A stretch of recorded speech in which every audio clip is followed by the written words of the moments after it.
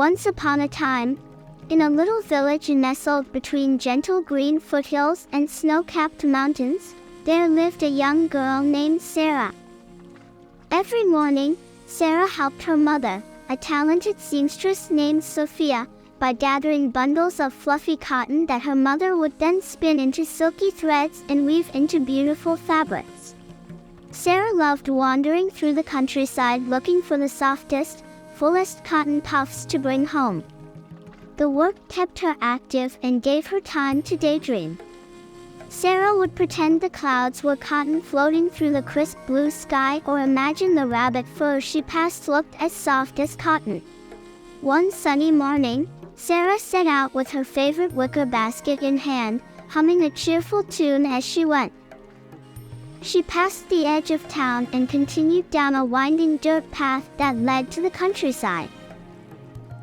The birds twittered merrily in the trees and a warm breeze carried the scent of wildflowers. It was a perfect day for cotton hunting. After some time walking, Sarah came to her favorite cotton field. It was a wide open meadow, with cotton plants dotting the landscape as far as the eye could see. Their puffy white bundles beckoned Sarah to come gather them up. Sarah got to work, carefully plucking only the fullest, softest cotton puffs and placing them in her basket. She worked slowly and methodically, taking time to appreciate the pleasant weather and beautiful surroundings. As noon approached, Sarah decided she had collected enough cotton for the day's work. She secured the protective cloth over her basket and turned back toward home, retracing her steps along the dirt path.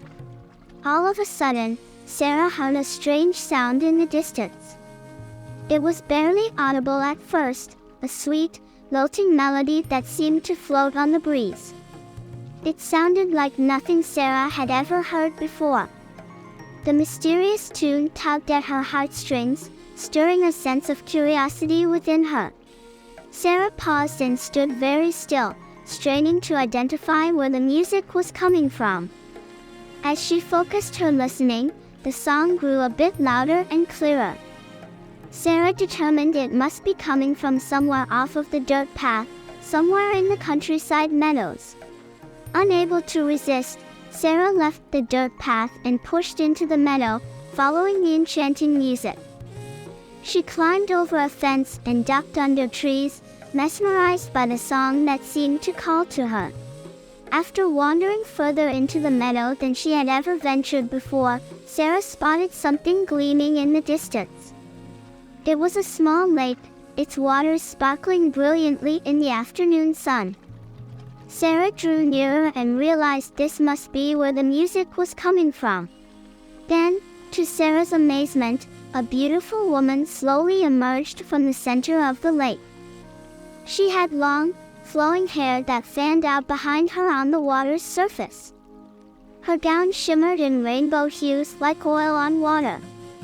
The woman glided gracefully across the lake, all the while singing her heavenly song.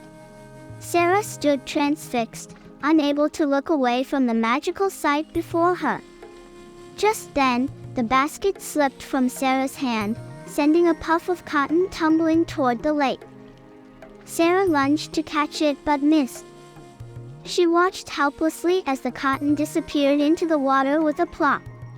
The singing stopped abruptly. The woman turned her gaze toward Sarah, her expression unreadable. Sarah's cheeks flushed red with embarrassment.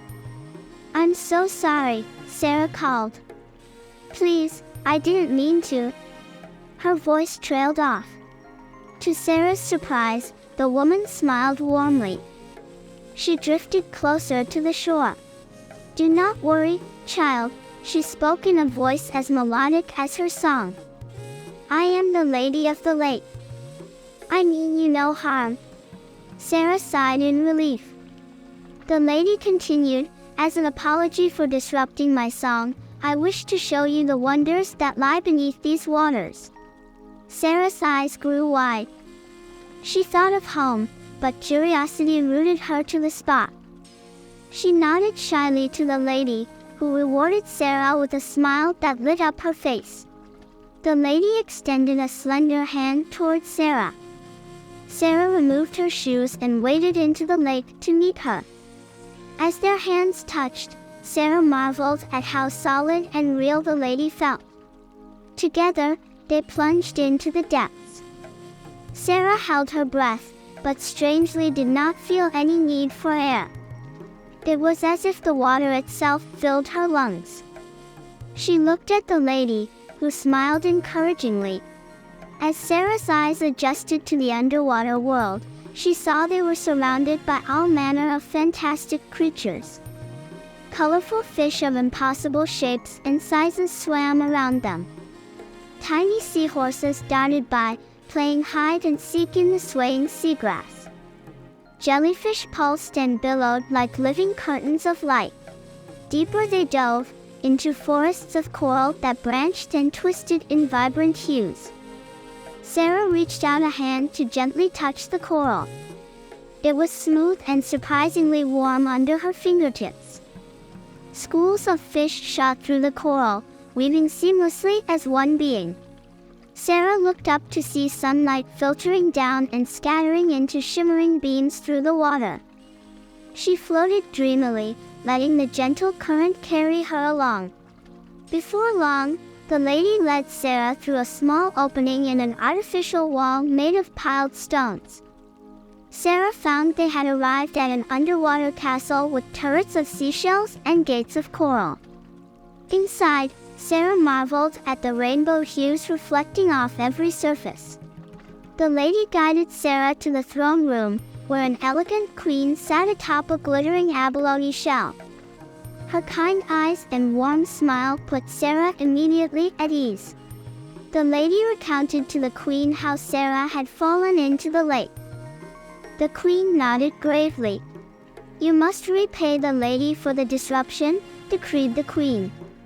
"Our realm only shares its magic with those pure of heart. I will offer you a choice of gifts from my treasury. Choose wisely." Sarah nodded, wondering what precious treasures this underwater queen could possess. She followed the lady through a twisting coral hallway to an enormous chamber bursting with gold and jewels. Sparkling gems, ornate jewelry, and intricately crafted artifacts covered every inch of the room. Baskets overflowed with emeralds, sapphires, and rubies that glinted hypnotically in the wavering light. The sheer abundance was overwhelming. "Well, go on. Take something," urged a small seahorse darting around Sarah. The seahorse spoke so suddenly that Sarah jumped.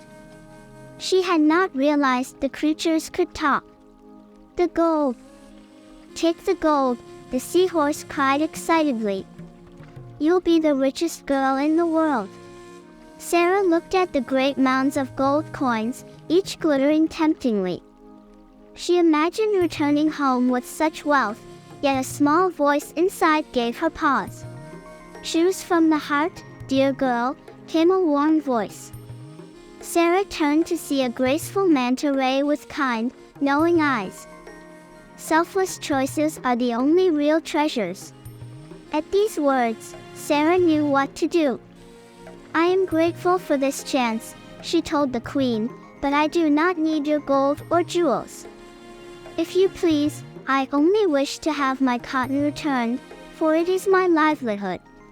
The queen broke into an approving smile. At her word, the lady placed Sarah's cotton gently into her hands. "You have chosen well," said the queen. And with that, Sarah found herself back on the meadow shore, blinking her eyes in the sunlight. Had it been real? She looked down to see the cotton safely in her grasp. And there, laid next to her, was a small trove of gifts from the queen, combs and mirrors inlaid with pearls, swaths of delicate lace and silk, glimmering gemstone pendants. They were more beautiful than Sarah could have imagined.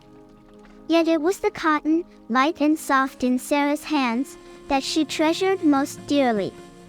She tucked the bundle safely in her basket and turned for home, humming the lingering melody of the lady's song.